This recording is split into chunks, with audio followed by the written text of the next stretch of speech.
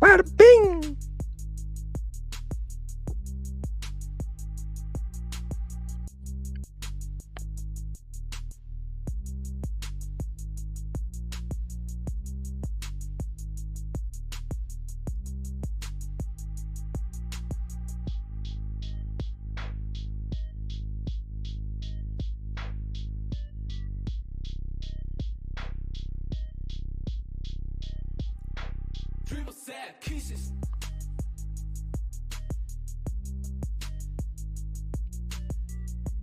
What is going on, folks? If you are just now tuning in live, you're live here in the Sit Down, a sports entertainment show covering Buffalo sports and all things sports entertainment.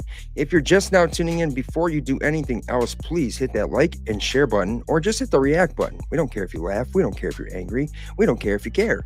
We just want you to react, have fun. Join us here in the comments, Bills Mafia. It is the Bills pregame show with the New Jersey Jets, taking place on Monday Night Football, but live with Sauce God, Rampart, 12 Gauge, and unaffected by the hurricanes, Duval himself, Kirby, was going to talk about the Jaguars' struggles this season. We're going to have betting tips, all that and much more right here in the Sit Down, presented by a number of sponsors, and as always, right here on Facebook Live and YouTube Live. We'll be here in just a second. Hit that share button. Make sure you're followed, subscribed, notifications turned on.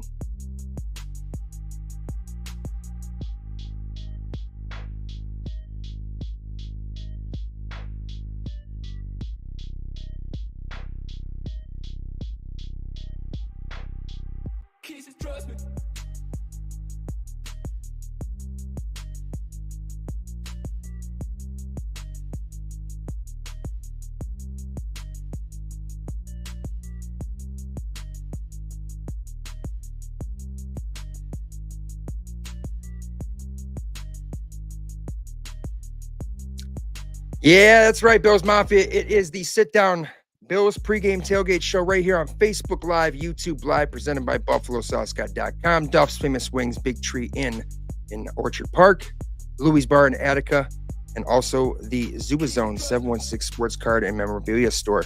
Live here with myself, the Sauce Guy, your host, the driver of the show. And, you know, you guys see me, I got my Yankees apparel on. I got my fucking, I got my formality today. But let me tell you all something right now. These two guys that are on the show with me right now, because we're not going to have Kirby. Kirby actually had to cancel last minute. I probably wouldn't want to talk very much about the Jaguars today. Don't worry about it, sweetheart. But we're going to have a great show. It's going to be a little rated R, and you guys are going to hear some fucking really funny things. Nothing hateful, of course, but we have ourselves a AFC East battle, as this is what I think is a must-win game for the Bills and the Jets. So we're going to have ourselves a little fun time here talking shit about the Jersey Jets and that DMT smoking son of a gun, Aaron, I don't know what my last name is anymore because I'm too old, Rogers. 12 Gauge is here producing the show for me as well. I want to thank you, brother. I know you're having a real saucy weekend yourself with camping. I think 12 didn't sleep. He just drank every hour, and, but he wasn't like overly drunk. He was just, see, right on cue. But also today with me, of course, my buddy, one of my best friends, and absolute dude that gets me fired up unlike anybody else, fucking Rampart's Rally. Rampart, I'm gonna fucking put it in the goal. Fucking Tyler fucking Andrews. You know what I'm saying? You would have been funny if you were named Andrews Tyler. You know what I'm saying? Like, hey, Spencer Rattler. Who knows? So, Rampart, obviously you're feeling good today, man. You've been calling me a lot today. You wanted to talk Bills and Jets tomorrow night, which will be taking place Monday Night Football. And guys, I gotta tell you, there are things, this specific thing that I think the Bills are gonna have to do tomorrow night to win. And I think it's a very easy thing for them to accomplish, but it takes a matter of effort and one play at a time. So find out what that is later in the show here in the Sit Down, presented by those sponsors and on Facebook and YouTube Live. Another quick announcement real fast. You guys are going to see this guy real soon, officially Wednesday at 7 p.m. Eastern time. This episode of the Sit Down featuring Bills superfan from Tokyo, Japan, Bills Samurai Keita Nakagawa, is going to be airing live on YouTube and on Facebook.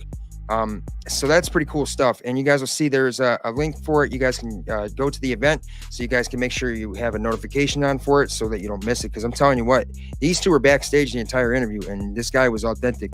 Rampart, immediate things you want to say to the people out there watching for why they want to make sure they tune into this Bill Samurai episode of the Sit Down. And I love that sauce, right? I want you to pull that graphic up real quick from your. Yes, sir. You see what's above that on the top of the head?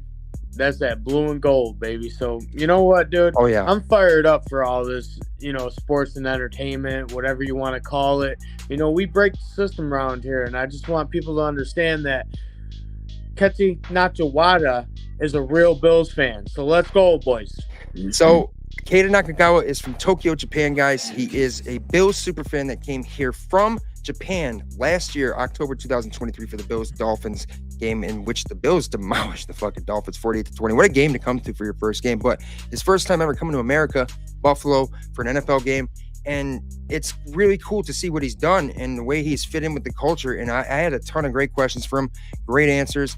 The guy is really awesome. And you guys make sure you check it out this Wednesday, 7 p.m. Eastern. And of course, if you don't catch it live, it is available afterwards as long as you are subscribed and following. And this is available via audio podcast as well on wherever you get your podcast from. 12 gauge, brother. Fantasy in our football league right now, because Rampart, you're not in this league with us, but this is a 10-man league and it's tough. 12, what's your record right now in our fantasy league? And you are muted, just so you know. So you got to make sure you unmute yourself right now, bucko. Yeah, I believe I am 2-3. You didn't start talking muted, thank God. I believe 2-3 is good though in fantasy. I mean, okay, but the problem, Rampart, is that there's a dude that's undefeated right now, and I had a sick week last week, and I fucking lost. This dude put up we have a 2-quarterback league, and it's 547. A 2-quarterback league, and dude, I got whooped 190 to 170. That can't happen. You're putting up over 160. You got to be winning. But I'm 2-3. Rampart, you're in fantasy football, obviously. So, what's going on with what you got going on?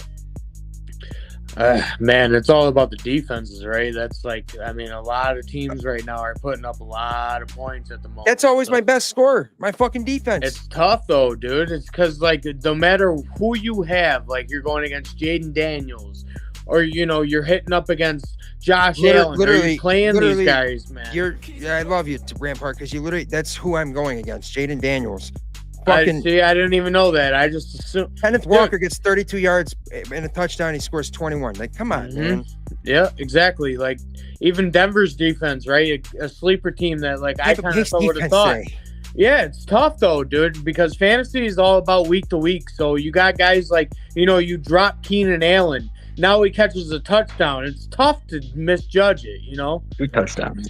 So, okay, now, fellas, let me ask you this, because 12, in our league, Connor Mahady, who had the first overall pick, it took Christian McCaffrey. Both of his first-round picks in the last 2 seasons have not played out very well for him.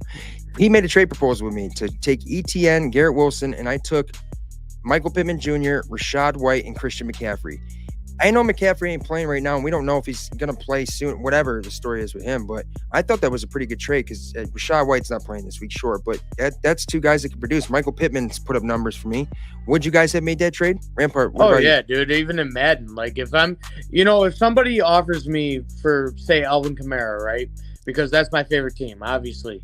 So if somebody offers me CeeDee Lamb, maybe Ferguson, I'm taking it. You know what I mean? You got to be smart about your moves and your decisions in your fantasy league. So, dude, it's okay, my thoughts are if Christian McCaffrey comes back healthy and he plays, then that's a great thing for a potential playoff run. But I'm 2-3.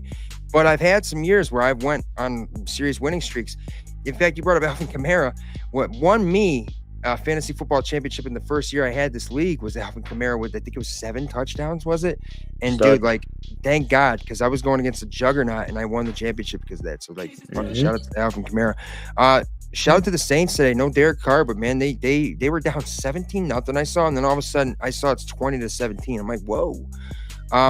Rampart, talk to me, brother. Spencer Rattler, is he kind of a guy you think is the next guy? Dude, honestly, I took the spread with the Buccaneers. So even though I'm a fan of a certain team, listen. I love that. Even though if I'm a fan of a certain team, I'm also a realist. So no matter what the outcome or the income is, I'm always going to try to think of the positive side. And I know who deserves to win and lose. So that's why you see me, hitting all my slips and all that stuff. Because I really put the time in and I really care about the game. So, people have to respect that, and they have to understand with your head, that. not your heart, you know? Yeah, exactly. I mean, you have to, because like, if you don't, bro, you're just going to hurt yourself. Like, you have to, you know. Yeah, of course. I think Josh Allen's going to throw for 1,000 yards this week, but am I going to go ahead and bet that? No. But dude, when you told me you took the fucking Bucks against the spread, obviously because they're not plus money, it's like, okay, so like, I love that immediately you're not betting with your head.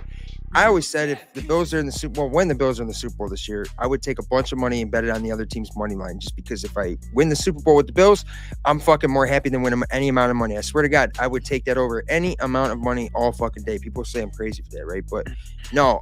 And then if obviously the Bills don't win, at least I fucking have some money in my pocket. You know what I mean? But see, that's the thing about Buffalo, though. Like, if we ever did win a championship or a major award, like, we would all come together so much, bro. Like me, you, and Gage would be out at fucking out drinking beers. Like, we're just having a good time. I'm not going home for 7 days when the parade goes on. You know what I mean? Not at all, bro. We're jumping through tables. We're playing cards. We're doing whatever we want. Somehow a full 30 pack in my arm the entire time, but I'm drinking out of it, but it's still full the entire time. Like, it's just endless beer. That's what I daydream about it. You know what I mean? Josh Allen's talked about that too. 12 Gauge, I know you definitely daydream about it, but for everybody out there daydreaming, make sure you don't continue to daydream and you pay attention right here in the sit down with Sauce Guy Rampart and 12 Gauge on Facebook Live and YouTube Live. Hit us with a like and a share. Join us here in the comments, and also make sure to check out that Wednesday episode of the sit down. We've had some great special guests on. I got another quick announcement. Current 97 Rock DJ Carl Russo is looking to come on 2 weeks from this previous Friday, so like basically a week and a half or whatever. And Carl Russo is a true voice of Buffalo, man. I'm pumped to talk to these guys a little bit and have them on the show, and you know, they got great things to say. But I'm having a great time here so far. It's Sunday, Bills Mafia. We have no Bills football today, and I'm always conflicted. I like the night games and I love the prime time, and sometimes I do enjoy just being able to watch all the action on Sunday without having to sit there and stress and walk back and forth. But sometimes it's like, damn, I want the Bills to be playing, obviously. 12, are you okay with waiting all day for a Monday night?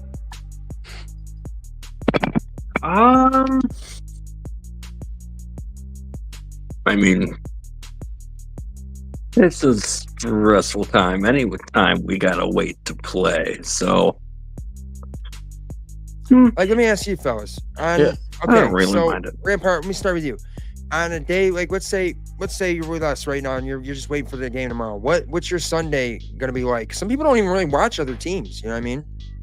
I mean, I definitely watch the other teams, but like, I'll try to focus myself on something else. Like, maybe I'll hop on Xbox, or, you know, I'll have the games on my phone. You know, today on a rainy day, I had chili for dinner.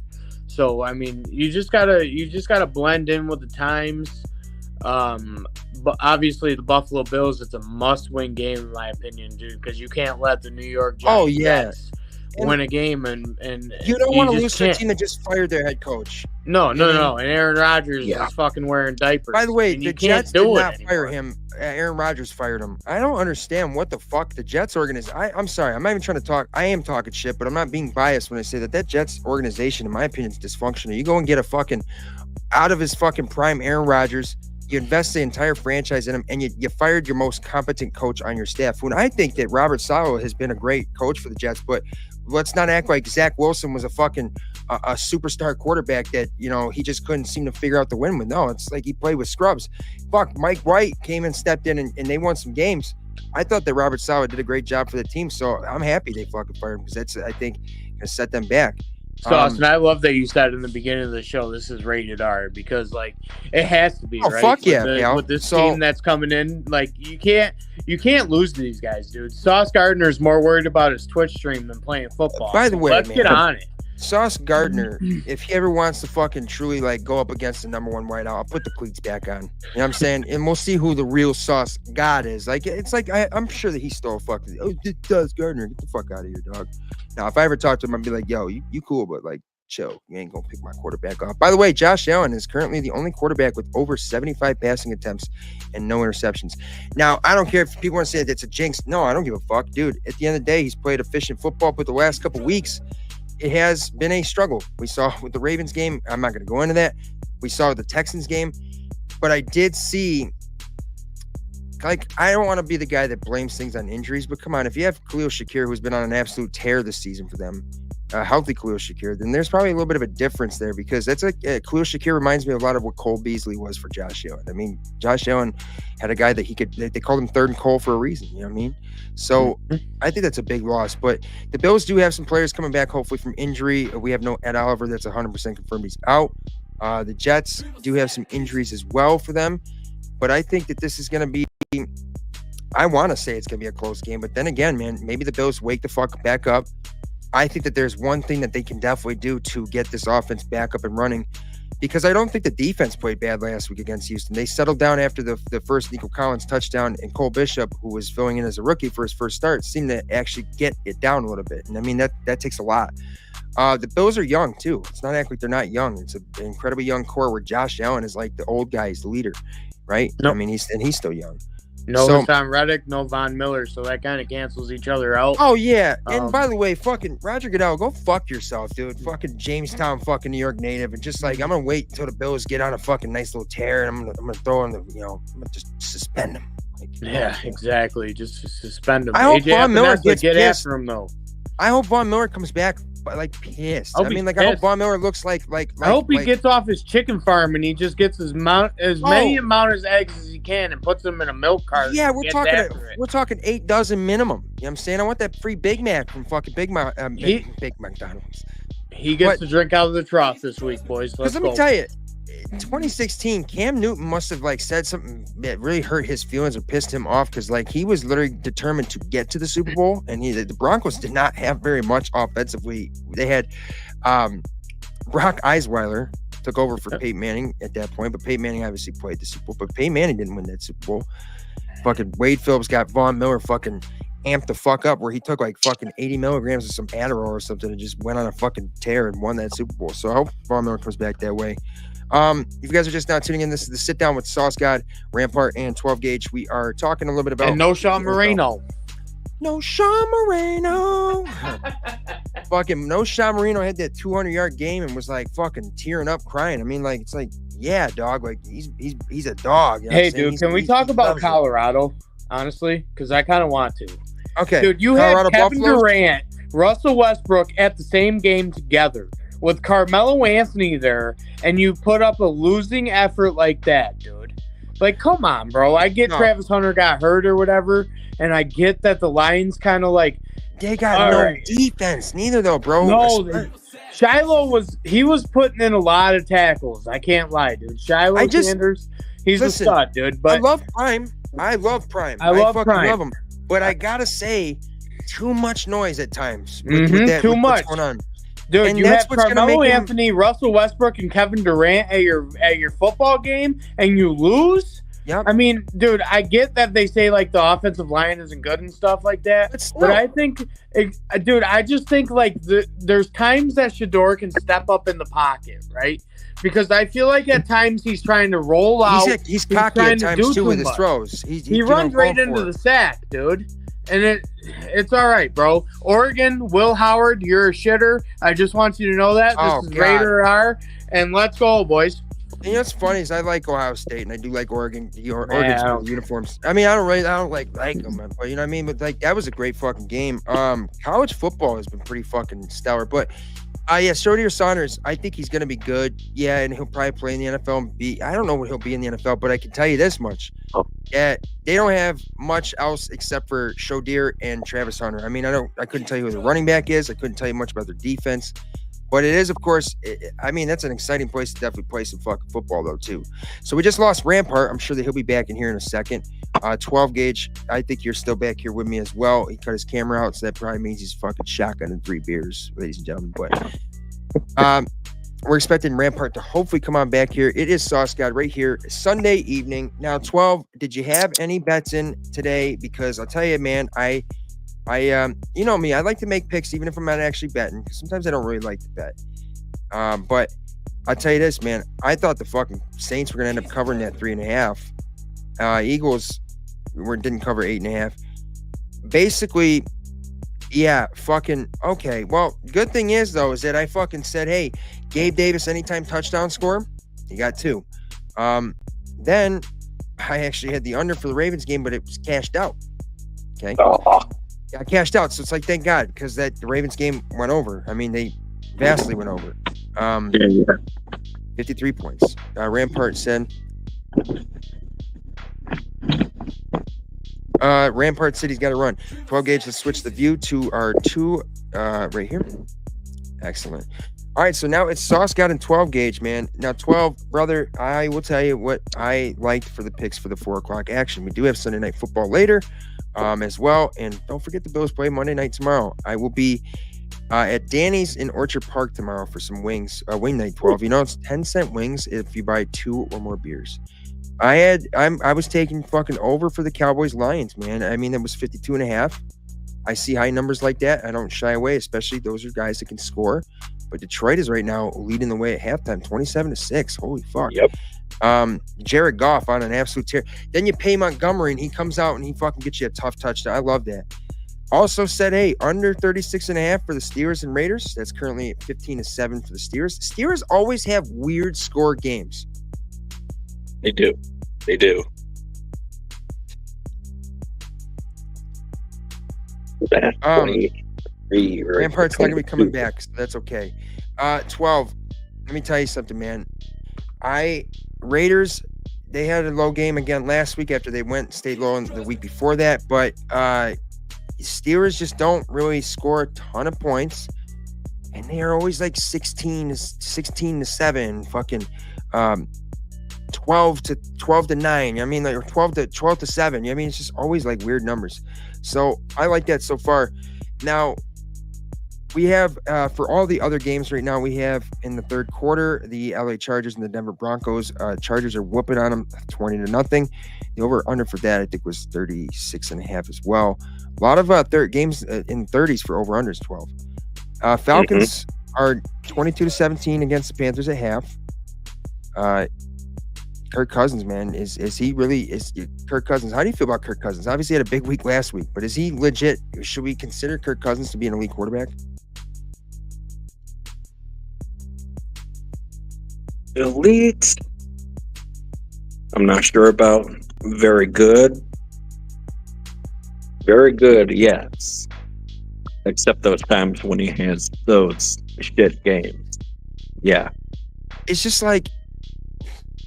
It's just funny because, man, like, obviously you don't have all right, I guess Kirk Cousins in a way has swagger, but like really he doesn't have swagger. You know what I'm saying he's white as hell, and I say that with not a racist way or anything like that, obviously, but I say that in like a true sense of like this dude, I don't think swears. There's nothing wrong with that, but I don't think he does either. And I mean that's fine. And his way of fucking swearing is saying you have to. Heard an interesting story that Mike Shanahan, when he was coach of the Redskins, he actually wanted to trade RG3 after his rookie season to get a bunch of picks and make Kirk Cousins the guy after that. And people are like, wait, what? Interesting kind of stuff there. It's funny to think that Kirk Cousins, who you could say is a franchise quarterback, has played for 3 teams. You don't typically play for more than 2 if you're a true franchise quarterback. Bills Mafia, is Josh Allen going to get back on point tomorrow? Is he going to have a big game? Who's going to step up? Let us know in the comments section. Hit us with a like and a share. It's the Sit Down presented by Duff's Famous Wings. Remember that medium is hot. You don't have to ask for them extra crispy if you go to the original on Sheridan Drive. And the other locations are great too. I just say I can't guarantee the perfect crispiness without asking for them extra crispy because they have the standard over there on Sheridan Drive. Tell Joe Duff that Sauce sent you, and he'll serve you up with some fucking delicious ass wings. Our guy Joey Hatch with a comment. We need a receiver adjust. Needs a play like last year. Need a play like a year 7 quarterback and not a rookie. Okay, so we need to play that way.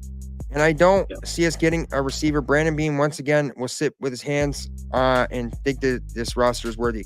I don't think that he doesn't. All right, I'm sure that Brandon Beane is always thinking, how can I change and make the team better?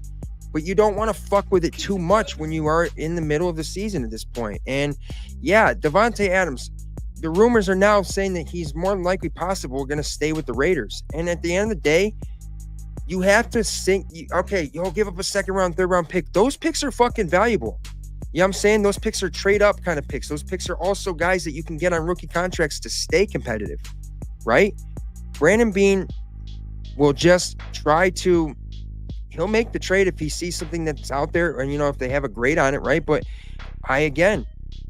if we have more of an identity, because I love the play balance 12. I do. I love everybody eats mentality. I do. But you at the same time do have to have who is the true guy. And I mean, I think a lot of people expected that to be Dalton Kincaid or Khalil Shakir.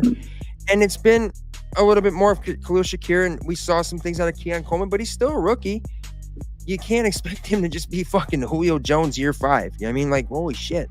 Give the kid some time to develop. I think he's been developing week after week. And I think we got to continue to really, at times, man, I really think that the Bills should just get the pass established first sometimes.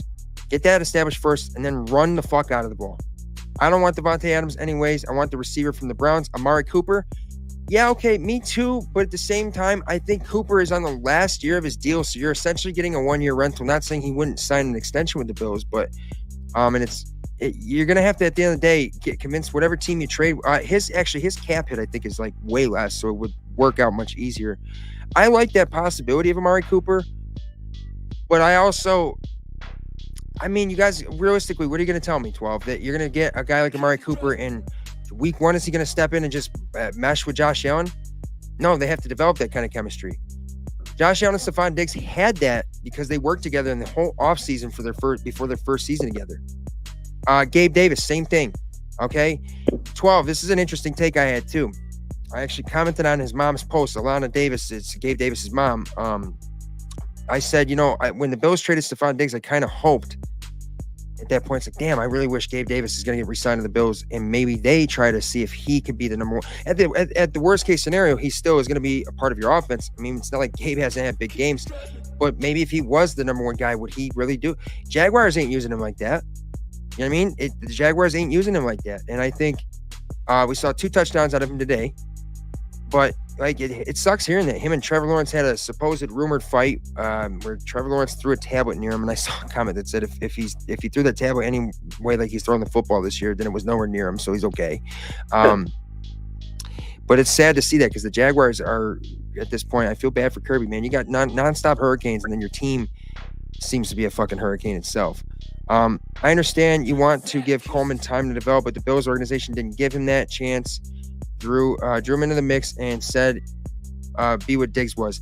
I don't think they asked him to be what Diggs was. I think that the way they spread the football around was just saying, like, we're not asking for anybody to be Diggs. But at the same time, Diggs was your primary offensive weapon, and now you have to find out how you're going. You can't just necessarily plug in a guy and say, hey, boom. No, I mean, they all have different playing styles too. Stephen A. Smith said, we are using Coleman wrong. We need to use him in the slot. What do you think about that? I listen, I don't mind switching it up a little bit. You put Khalil Shakir outside if you want. Yeah, you gotta throw him around a little bit so you can get different areas and get him going a little bit with some easy passes sometimes. I mean, that's really the best way to get a receiver going is just get him going nice and early. A couple fucking dump passes here and there. But I want to see more out of Dalton Kincaid. He's had some drops. He has had some solid catches, obviously. Big touchdown catch, I think it was week 3. I want to see more out of him. But I think this one thing, 12, has been something that we're missing a little bit of. And maybe it's time to kind of go back to a little bit of a familiar face, Dawson Knox. I understand he's had some drops, but he's also got truly the most proven chemistry with Josh Allen because he's been with him for more years than anybody else on that team. And he did in one game this year have one catch for 20+ yards or whatever. He's a guy that will go to battle with him. He'll go to war. And he's had some big touchdown catches over the years that he's played for the Bills. And I think he stepped in last year after Dalton Kincaid took over the starting role when he was injured. And I think that he really made use of whatever opportunities he got and wasn't driving the football anymore. So maybe give him a chance to kind of take some of that, the snaps back. And at the same time, okay, Dalton Kincaid, I'm going to lose some snaps. Okay, well, watch me step the fuck up. Because what do I always say, 12? Iron sharpens iron, right? Go Buffalo Bills. It is what it is. And Joey, I love your takes, bro. Believe me. You know Bills football. I think at the same time, we're just seeing the Bills sometimes play too efficient in a sense that we're not pushing the ball downfield enough. But then again, getting the ball out as fast is a good thing. I just think overall we've had some questionable coaching decisions that applies to Joe Brady, that applies to Bobby Babbitt, and that applies to Sean McDermott. But it's only this is gonna be week 6. Okay, so if we get to 4-2, we get to 2-0 in our division. That's a solid point moving forward. Yes, we have some tough games ahead of us, but it always matters in November, in December, and January, and that's what Bills football is built for. So, Davis was doing what he does best today, not catching the ball. He got 2 touchdown passes, man. I got to give it to him. I think it's tough, man. You're kind of battling with Christian Kirk. Etienne's hurt right now, but you're battling with him for touches. You're going to battle with Evan Ingram, who was their leading receiver today. And Trevor Lawrence has had some bumps in the road ever since that, his second year, whatever, they went to the playoffs. And we will get it together, Joey, because we have time and time again been consistent for the last whatever amount of years that Sean McDermott's been head coach for the Buffalo Bills. I expect us to learn from the last 2 losses. And if you don't expect them to learn, then hey, you got to have some faith sometimes, guys. That's why we have the saying, believe, right? So if you guys are just now in here, make sure you believe in me and 12 Gauge here in the sit down, right here on Facebook Live, YouTube Live, and of course, presented by BuffaloSauceGuy.com, the home of sit down merch, the home of Sauce Guy merch, and all things sports entertainment. Jets are coming, man. We got to head down to fucking East Rutherford, New Jersey, and play against the team that uses false advertisement every time that you see their name, because they don't play in New York. So we'll be traveling out of state to play against the team that has our state name in their name. Let me tell you this. For all my military people out there, for all the people that like stuff involved with the military, let me tell you what the Bills are going to be offensively tomorrow for Monday Night Football. They're going to be a flying formation of the F-22 Raptor. Right behind that is going to be a formation of the F-15 Eagle. Right behind that formation, we're going to have a fucking fleet of B-2 stealth bombers. And you know what? Fuck it. We're going to throw a fucking fleet of B-52s, because we're going to absolutely drop the fucking bomb on these jets. And we're going to ground their fucking fighter jets, because they don't even have missiles. They took off. They don't have missiles. The Bills right now have a chance. Even if their offense struggles 12, I'm going to tell you right now, their defense has a chance to win this game for them. They have been putting their team in position when they've gotten down. I have a lot of faith in this defense, even with no Ed Oliver and Von Miller. I think it's a chance for guys to step up, and I think if we can get Taron Johnson back tomorrow, that'd be huge. We have Terrell Bernard. Obviously, he got an interception last week. MVS makes too much money to be a decoy, and we did bring in Curtis Samuel to run the bubble screen 3. All right, that's the other thing. Everybody's talking about Curtis Samuel and MVS. I agree. MVS wasn't very much for fucking Mahomes and Rodgers. I mean, he had his few touches, whatever, but not like anything extreme. And his role should be going down the field. You got to have a deep ball threat, man. And I don't know if we necessarily have figured it out yet. But here's the thing. Curtis Samuel, I think that Curtis Samuel's got to get it. Throw some fucking receiver reverses. Just let this guy be more of an, right now, especially with Khalil Shakir, if he's healthy playing, let Curtis Samuel be part of the game plan right from the jump tomorrow, because you got to get him going at some point. If you get him going the way that he plays football and his style as a receiver / running back, I really think he is, then you're going to have another option, another weapon, another dynamic to attack teams with, right? And then it's going to also throw teams off, because they haven't been able to really game plan for him, because they haven't seen much from him yet. So I think that that's something the Bills offensively got to do this week, is it either MVS or Curtis Samuel should be right away. If you're going to fucking maybe just first down, drop back, throw a fucking deep pass to MVS. Maybe let Curtis Samuel go on the deep route. Fuck it, right? 12. Patriots, Drake May today got his first start. He had 2 interceptions, but he looked okay at times. And I mean, let's be honest. You don't have very many people to throw the football to. The Patriots are not a good team, in my opinion. And I'm not just saying that to be biased. But, there's some flashes out of him. I think that maybe that kid could be good if New England does the right things around him. And listen, they're not the same Patriots organization they were with Bill Belichick and Tom Brady. All right, guys. They missed on Mac Jones. Bailey Zappi was the guy for fucking 3 fucking quarters, yeah? Now, Jacoby Brissett takes over when you draft Drake May high in the first round. So I think that's cool to see for I always like to see quarterbacks come up and, hey, thrive, right? Speaking of quarterbacks, young, let's talk about old quarterbacks. Joe Flacco, man. Fucking Colts are a tough team. They are really a tough team. I mean, that AFC South is really, it's obviously run by Houston at this moment, but dude. By the way, 37-yard touchdown for Jamison Williams for my fantasy team. Thank God, Gage. Gage, what do you need the most for in your fantasy team? What do you have the biggest need for? Making smarter decisions. I mean player-wise, running back, any receiver, what do you need?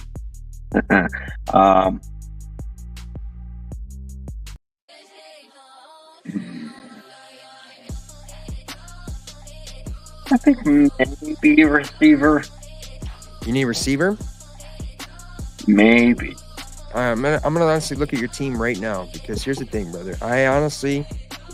Maybe we can make some kind of trade. You're okay. I didn't play AJ Brown or Gabe Davis today.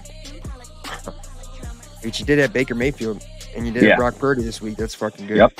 Romo Dunn's getting you 6 points. All right, so you definitely need some. You got Jamar Chase. That's good. Hashtag let James Cook. I think. Damn, dog.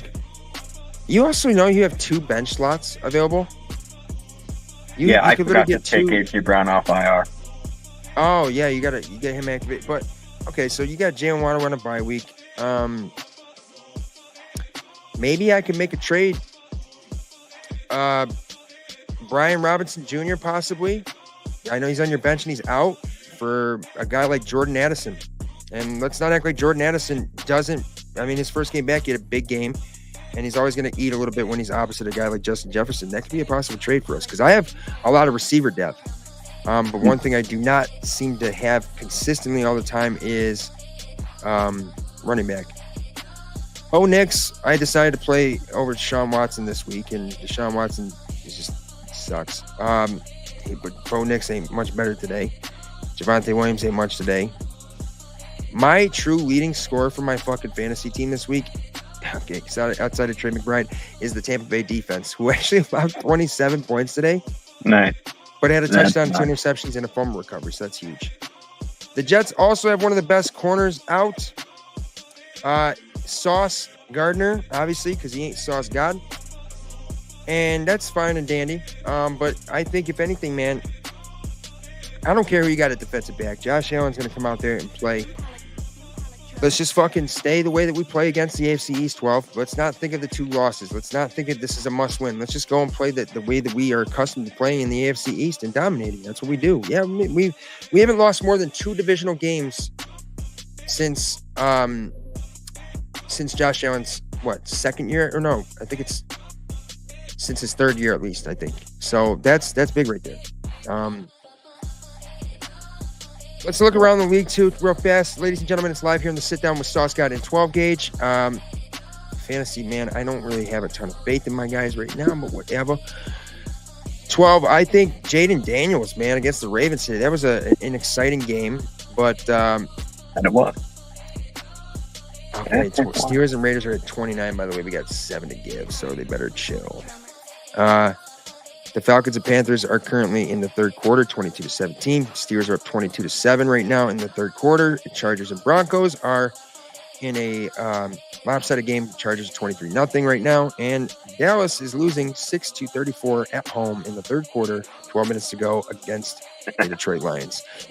Is Detroit truly got to be like a top 3 team in the NFL, 12?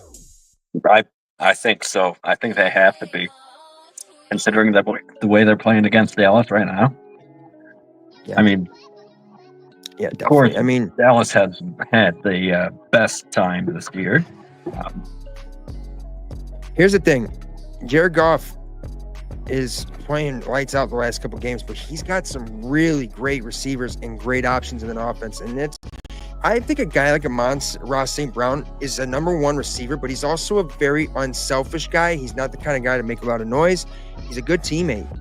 what I'm saying? And you don't hear a lot of fucking bitching over there. You got guys that are trying to, vouch for carries. Then you got a guy, Jamison Williams, trying to get some Sam Laporta. They have some fucking options over there. And there's a team that traded TJ Hawkinson a couple years back, and people thought, what the fuck? But Sam Laporta, man, he playing. He balling. Yes, sir. Dallas, man, I've been saying, everybody talks about how great Dak Prescott is, but 12 for 21, 120 yards and an interception. CeeDee Lamb, 5 catches for 51 yards. After David Montgomery got paid a nice extension, 9 carries for 58 yards and 2 touchdowns. Yep. So instantly paying off for your investment right there. 12. Is it safe to say when James Cook is hot and he's running and he's just getting it right, he's letting himself cook, the Bills are really an unstoppable team? Because if he's going, there's nothing you can do, because at that point, that means probably that the pass game, if for what little it's going to need out of it, is going to. Because remember against Dallas last year, James Cook was going off, but Josh he played efficient and did what he had to do. Not like Mac Jones, where he threw the ball twice and handed the ball off every play in that fucking Monday night game years back. And the fucking analysts try to say, I know he's, he didn't throw the ball, but you got to still snap the call. You got to do all that. It's like, dude, you're telling me that he's going to get fucking props right now for going out there, calling the play that is literally in his ears? So you're telling me that he can hear just fine and speak English. Great. That's great. That's what you need. Okay. But then, he hands the football off I could have done that.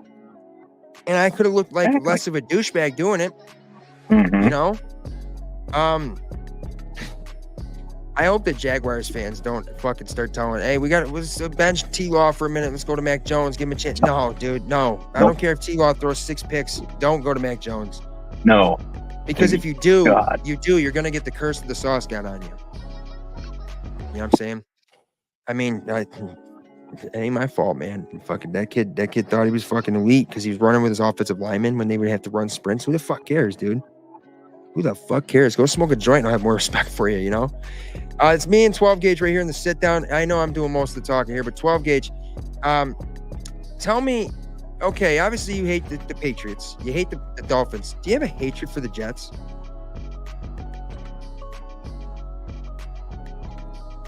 Maybe I dislike. No hate against the Jets. I have only the hatred of the way that franchise is run, man, because I've liked some players that have been there. Darrelle Revis, I mean, that dude was literally, in my opinion, even though it wasn't over a seriously long span of years like a guy like Deion Sanders, but Darrelle Revis was literally, Revis Island was a real fucking thing. That dude was the most elite and the best corner I saw when he was in his healthy playing. No one like him. And they get the 2 AFC championship appearances with Mark Sanchez. And then, I don't know, man, they just couldn't seem to hit. I think that team, it's sad how they're run, but maybe here's what they should do first. Go down to your city hall, or go down to the NFL office and immediately file a petition to change your fucking city name to the Jersey Jets. That's your first fucking problem, okay? You know what I'm saying? You got to fucking go do that because you don't play in New York. So I think if they do that, they might have a shot. Now, I don't hate the Giants. I'll let them call themselves but they're not the New York Giants. They're also the Jersey Giants, right? You ever think how weird that is, 12, that you could you play in a different state for your home games, and yet, you could just take a different state name? Why don't we call ourselves the Alaska Bills? Canada. Yeah, or fucking the Morocco Jets. I'll tell you one thing. I stopped feeling bad the second I saw that grade, man. Fucking, it's a quote from The Sopranos. You guys might hear me do some Sopranos quotes throughout the show, man. Me and 12 Gauge are having ourselves a fun episode of the Sit Down here on Facebook Live, YouTube Live. Make sure to tune in Wednesday night, 7 p.m. Eastern Time. It will be live, the episode of myself and Bill Samurai, Bill's superfan from Tokyo, Japan, Keita Nakagawa, who graced me with his presence and told some great stories. What it's like in Japan to watch games, what it's like with their Bills Backers Bar in Tokyo, Japan, being the first of its kind, what it was like to come here to Buffalo and go through the game day experience. Because you could say, he went to his first Bills game. No, he went and did the Bills game day experience. Tailgated, did chicken wings, fucking dancing with the guys at the Mafia Manor. Like that's a legit ass Bills fan. That guy's more of a Bills fan than a lot of people that are calling themselves Bills fans here in Buffalo. I'm just saying. 12, tell the people one thing why they're going to want to make sure they tune in for this episode of Myself and Bills Samurai. Yeah, like you said, man. The guy had some great stories about growing up watching the Bills. He started watching them in the 70s. Gets up, like when we have a 1 o'clock game, it's like 3 in the morning in Japan the next day. So, yeah, that's dedication. And, like, it's just cool that he meets a guy who's a Buffalo native, Dino, at this British-style pub in Tokyo, and they both have the same idea to, you know, start up a Bills backers bar there. And I've seen Bills backers in Italy, Bills backers in Uzbekistan. Bills Mafia is truly global.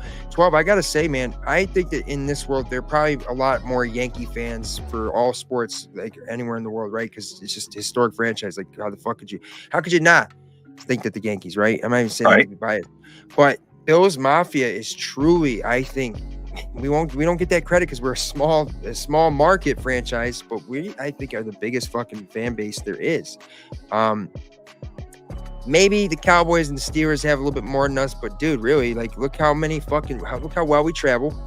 My first ever Bills game was in San Diego when the LA Chargers were still the San Diego Chargers, and I saw more Bills fans there than Chargers fans. And I'm thinking, because this is like I'm 11 years old, I'm thinking, wait, there's all these people here for the Bills. Like, the Bills weren't good. You know, they got demolished. JP Lossman fucking sucked. It's damn cool to see how fucking well we are in the international standpoint at this point. Fucking great interview at 12. I loved it very much. He was a cool guy. You guys are going to love that video. Some great graphics and stuff in there. He talks about his favorite Bills moments, his favorite current and past players. And I love his answers for his past player because I actually think I have a small possible gift. Right? I think I still have it 12, but if I have it, I didn't tell him this on the show, but if he comes back to Buffalo, I'm gonna gift it to him. It's a on card. It's not very well. It's like faded a little bit with the autograph, but a on card autograph card for Don Beebe. Right. That's actually his favorite past player, and I mean that's a guy. That's right. You'll even see play of why Don Beebe is his favorite past player too. You guys will like that as well. 12, you know what I'll have to do? I have to share the video with you so you can get a little sneak preview before all these other people do. It's about a 30-minute video, guys, but it's really worth it. It's great to hear how Bills game days are in Japan. I mean, how they chicken wings, what chicken wings are like in Japan, his favorite wing spot, you know, and he's really a cool guy. Knows Bills football well, though. I'm telling you right now, he actually knows the game. He's not like some guy that just, I like this team. No, he really knows the game, and he's a very positive fan, and it's just refreshing to have that for once. 12. Let's see. I got fantasy football updates. For those of you out there watching and you're just now tuning in, do us a favor, hit that like and share button. It's Sauce God and 12 Gauge right here on Facebook Live, YouTube Live. Presented by Big Tree Inn. Thursday night are wing nights over there in Big Tree Inn in Orchard Park, and you never know, you might run into a former or current Buffalo Bill. Pittsburgh Steelers are on their own 44-yard line with 3rd and 11 in fourth quarter. 12. Can we just stop that? Don't. You got 7 to give. Bo Nix finally threw a fucking touchdown. 2-yard touchdown pass. Tell me it's the Javonte Williams. That'd be sick. Oh, breaking news. NFL sacks leader Aiden Hutchinson was carted off the field after suffered what appeared to be a leg injury. You never want to hear that. You never want to hear that. As we're sitting here talking about how great their team is, and then that happens. Hopefully it's nothing severe, but when you hear that, it's not usually something good. I'm going to taunt my opponent with the Bo Nix touchdown, even though I got no reason to taunt. Chuba Hubbard, man, thank God I got him. He stepped in quite nicely this year. But I don't know. I need to win this week, 12. I got to win this week. I have him on in my other league. So this is who I'm playing against this week. Jaden Daniels, Will Levis, Jahmyr Gibbs, K9, Stephon Diggs. I can't stand seeing his name with a touchdown next to it. Jalen Tolbert, Ray McLeod, Dalton Schultz, DeAndre Swift in his flex. Detroit's defense right now. He had Najee Harris in the bench, and he's got fucking points right now. He's got 100 yards and a touch. Probably, honestly, possibly his best game as a pro. I've been kind of waiting for that out of Najee Harris for some time now. Let's see. We got another comment here. 12 gauge in the house, guys. That's Bobby Warren. Even though he's a Patriots fan, go do me a favor. Go check out his page on YouTube right now and follow. Make sure you subscribe to him. He does a lot of cool stuff, making pizzas and stuff like that. And he's a great dude. I don't care if he's a Patriots fan. One of the best dudes I know. Bobby, God bless you, man. I hope you're having a blessed Sunday. And me and 12 actually were just giving some props to Drake May in the Patriots. I think you guys got to build. Obviously, you're going to need the pieces, but you are set up with a quarterback that I think might have a shot at being really good. And props to Caleb Williams this week too, by the way. All right, I've been a big critic of his, but he had his best game as a pro. I still think Jaden Daniels is obviously the guy that should have been number 1 overall, but Caleb Williams had his best game as a pro in London with that dominating win against the Jaguars. Oh, yeah. The Jaguars were favorites for that game too. Overall, man, Gage, I'm going to give you some teams right now, and I want to ask you if this team is a fraud or if they're for real, okay? First off, the Chiefs, which I'm going to answer for you, they're a fraud because they just literally, the NFL helps them with whatever they need, you know what I mean? So like, much. oh, you need a fucking a car loan with bad interest, bad credit and no money down. Oh, we got you. You know what I mean? Like, it's like, what? The Steelers, are they for real? Or are they a little fraud? I'm leaning toward for real with Justin Fields at quarterback. Okay. I like him. How about the Buccaneers? They're 4-2, but they should really be 5-1. Are they for real or are they a little fraud? I'm thinking they're for real as well. I do too, especially when you have a guy like Chris Godwin, who is just an absolute monster, like breaking tackles. He's fast. He gets. I wish the Bills could have a guy like Chris Godwin. Fuck, I'd even take Mike Evans at this point, but that offense is meshing very well. They've actually been running the football much better in recent weeks. Hopefully they don't go to Sean Tucker a lot because he had a big week this week. Whoever the fuck Sean Tucker is. Let's get Rashad White back in there. You know what I'm saying? Mike Evans, 2 catches, 34 yards today. I think they're for real. I think they're more for real than the Falcons are. I don't think the Falcons are for real yet. I don't. And I know they're winning right now, but they're winning 25-20 against a fucking Carolina Panther team who's had like fucking 10 fired head coaches in 3 years. And they're sitting their guy that they drafted number 1 overall last year. And Andy Dalton's over there fucking trying to be the red rifle, but sometimes looking more like a red rocket.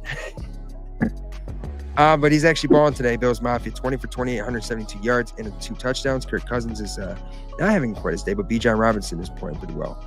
Chuba Hubbard, man, let's get in the end zone. You know what I'm saying? But if you're just now tuning in, Bills Mafia, it's Sauce God, 12 gauge. Was Tucker in the witness protection program? Listen, I cannot confirm or deny if he was a rat. I always love those guys that, like, no one's got on their roster, and it's like, oh, this dude just had fucking 30 points this week in fantasy. It's like, oh, okay. Better go get him. You know what they should do? They should create a kind of league where, like, let's say you're the lowest record in the league, and like, let's say you need a win badly. All right, and if you're losing to your opponent, okay, well, the guy that has the most points out there on like free agent roster, he automatically they replace your like worst running back for like that guy. You know what I'm saying? Like, and you get that points. It'd just be fucking funny to throw that in there. Bobby, man, I'm curious as to what you think about the Bills currently, and obviously a 2-game skid after a really sharp 3-game start. And they're playing against the Jets tomorrow night. How do you feel about them going forward? And if you, as an outside fan looking in, what do you think the Bills' biggest need is, if they need anything at all? 12, do you think after what we've seen that we I still don't think that we need this whole idea of a true number 1 receiver. I just think we got to have guys that are healthy and more of an identity and just some better coaching decisions, truly. And yeah, Josh has got to play better too. His last 2 weeks, he's got to play better. He does. He's been great, obviously, but like he's got to be better. And it starts from the coaching all the way down. And I love the team that we have on the field. I sat Aaron Jones against the Bills and started Bo Nix. Aaron Rodgers. Yeah. So I started Bo Nix this week over Deshaun Watson because Josh Allen is my starting quarterback. Aaron Rodgers, 12. if they get Devontae Adams, does that scare you? Or I'm here's my thoughts. I just don't think Aaron Rodgers is truly as great still as everybody thinks he is. I mean, he can get it done, but like let's not act like they have a fucking world's best offensive line. Garrett Wilson is a true number one receiver, and he doesn't even get utilized as much as he possibly should, I think. And they're not. And then you fire your head coach. I just don't think. I think Aaron Rodgers just wanted to fucking get out of Green Bay, go run the show as much as he possibly could. Like, you know, getting Nathaniel Hackett over there and shit. Like, what the fuck, dog? I'm not sure what you guys need to do. I'm focused on all our holes. And that's the thing, Bobby. You guys got to really. What is the Patriots' core? Is what I'm curious. It was Matt Judon. He's on Atlanta now. Exactly, and he's not even, and he's still wearing the long sleeve, like yeah. I don't know, like he's Jay Seeley from high school football. I like your coach Gerard Mayo, but Drake May, I think you should have him as the start of the rest of the year and let him figure it out a little bit. And you guys definitely need a true weapon over there. Ramondre Stevenson, as good as he can be, he's just not consistent enough for that to be your focal point. I'll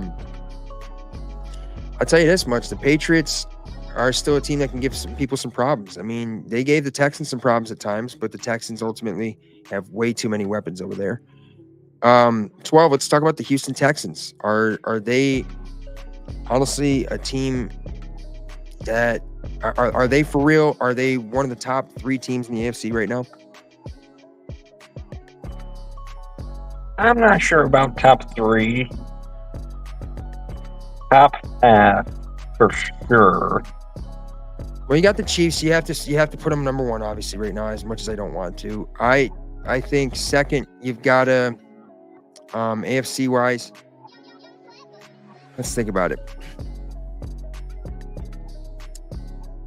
You got to probably put the Texans in there. I don't know if you're going to put them at second necessarily. I want to put the Bills there, but 2 losses in a row and some woes at the moment, you can't do that. I'd be too biased if I did that.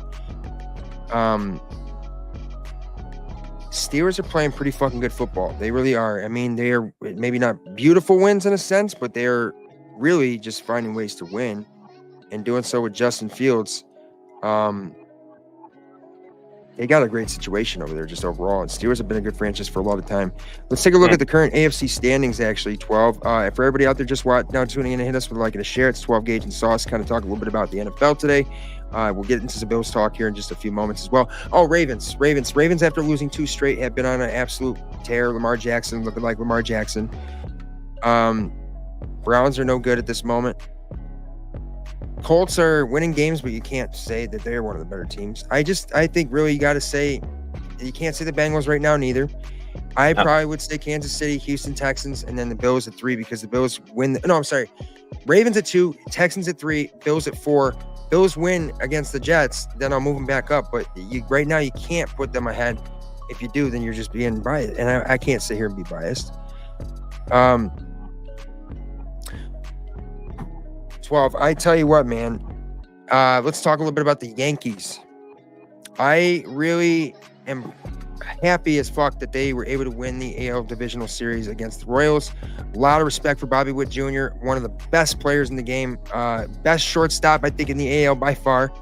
And if it weren't for Aaron Judge's historic season, he would have definitely been the AL MVP. And he was really the whole vibe for the Royals. And he's a true Kansas City Royal. He took less money for a massive contract still for 13 years because he wants to be a Royal for life. That's saying something about his character. He actually stayed out there and watched the post game, the ALDS winning celebration, like kind of like Stephon Diggs against Kansas City all those years ago. And I have a lot of respect for that. But man, let's talk about the Yankees pitching, getting it done. Luke Weaver and also Giancarlo fucking Stanton, dude. I mean, listen, when he hits ground balls, and there are times I feel like he could beat the throw out, but he just doesn't. He doesn't have speed necessarily, but it's like a fucking ball hard. And he's actually batting. He's the Yankees' leading hitter in the postseason, and he's got some numbers over the years. Aaron Judge did not have a great series there, but I will say he started to kind of get it together there for a couple games. But let's not act like he wasn't insanely hot for a massive part of the season where you've got to cool down at some point. if he can get back onto his little bit of, consistency and in time for the World Series, if they get there, that's fucking beautiful, right? They will be facing the Guardians tomorrow night, 7:39. All right, guys, game 1 of the ALCS. They are currently a -175 favorite. Guardians are a good team, man. They are no joke. They had to play against a very tough Detroit team. I thought Detroit was going to pull through there, but then the Guardians showed, hey, nah, man, first off, I will always hate that the Guardians are not the Indians anymore. That's deleting baseball history. And Chief Wahoo, man, that was paying homage to Native American community, I'm pretty sure, from what I heard. I like what the Yankees have going into game 1 here, which I think is Garrett. I don't know if Garrett Cole is going to be pitching tomorrow. He just obviously started. No, Carlos Rodon's going to get the nod. He did lose his start in the LDS against the Royals, and after starting the game off like fucking insanely hot, he had 3 strikeouts to start the first inning. Then he got shelled a little bit there, but also, you know what I don't like is it Jose Ramirez, I think, has a lot of history against Carlos. No, maybe it was Salvador Perez. Okay, so we're already past that. But Gage, how do you feel about the Yankees heading into the ALCS? I'm feeling pretty good about the Yankees. I like their matchup with Cleveland. I think we're going to take the series. I think the Yankees pitching is just insane. I mean, like Louie Gill, who was like your best starter in the first half of the season going into the All-Star break, they didn't even play him in this rotation. I mean, I'm sure he'll be utilized possibly now, but it's great when you can have a guy like Garrett Cole come out there for two starts in 4 games. Okay. Oh yeah. And Garrett Cole being ace type of Garrett Cole is the kind of shit that we need. Aaron Judge is only batting 154 in the playoffs, but Giancarlo Stanton, dog, is batting 375 in the playoffs. Anthony Volpe, 250. I like what I'm seeing out of Juan Soto, playing very consistent in postseason. He's got, obviously, the experience. He's a World Series winner. If they win the World Series, he's going to stay with the Yankees. But I will say, I'm not 100% sold, if they don't, that he's going to stay. I don't see why he wouldn't. I mean, what more could you ask for to bat second in front of a guy who's going to drive your ass and, like, no pressure? And also, it's a big city, and, like, they'll pay you what you want. You know what I'm saying? They'll pay him what he wants. He's earned it. He had one of his best years. I mean, he was literally not carrying the Yankees, but he was the Yankees offense until Aaron Judge got his fucking piss missile going. I like what I'm seeing out of Gleyber Torres in the leadoff spot, too. I like that. I honestly think, though, we got to consider moving Austin Wells out of the fucking 4-hole, but at the same time, maybe don't change it up and leave Giancarlo there at 5-hole because he's 2 for 3 in that fucking game, dude. He's just nuts.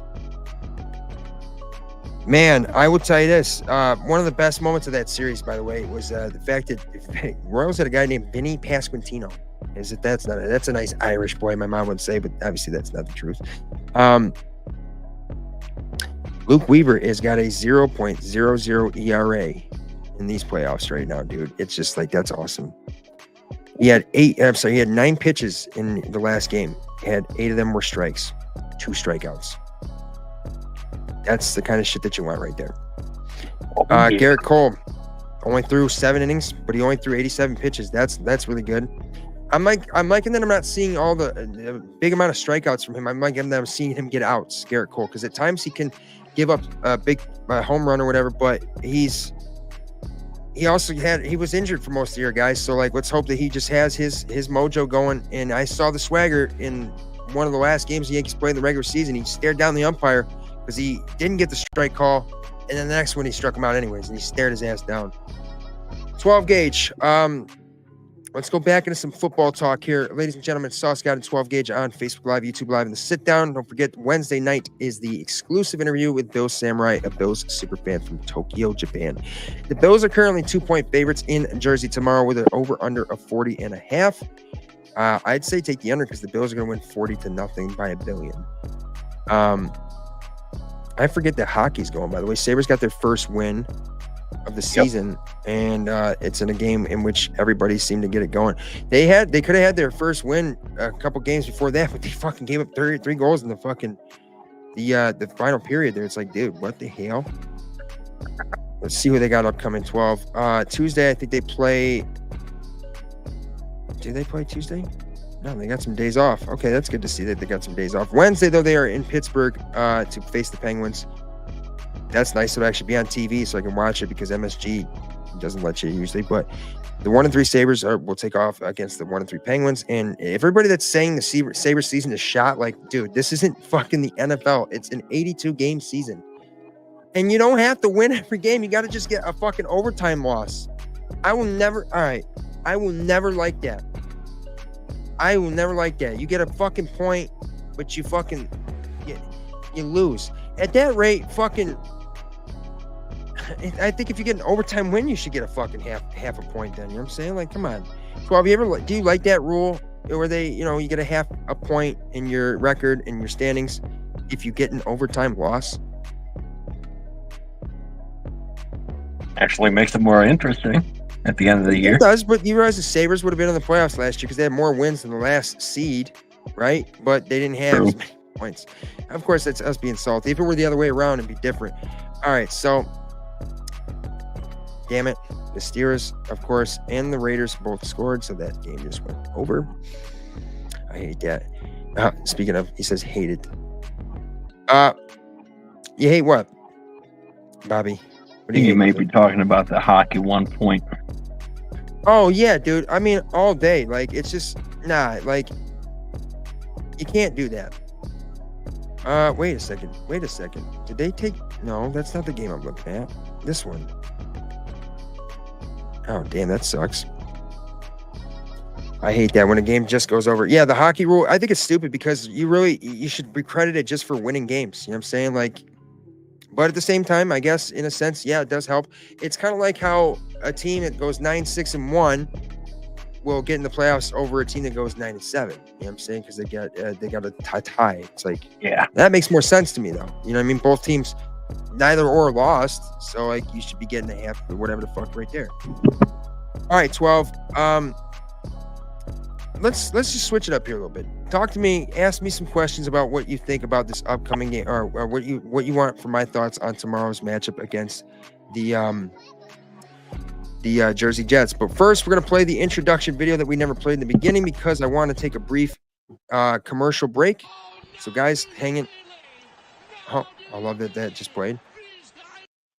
Scary good. 12 gauge, do me a favor, brother. Play that introduction video right here in the sit down presented by Duff's Famous Wings, BuffaloSauceCut.com, Louie's Bar in Attica, Zubaz Zone 716 Sports Card Memorabilia Store, and also, did I say Big Tree Inn?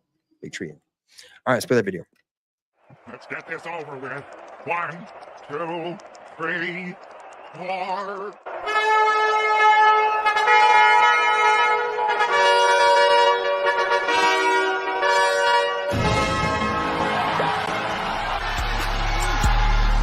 It's simple, baby.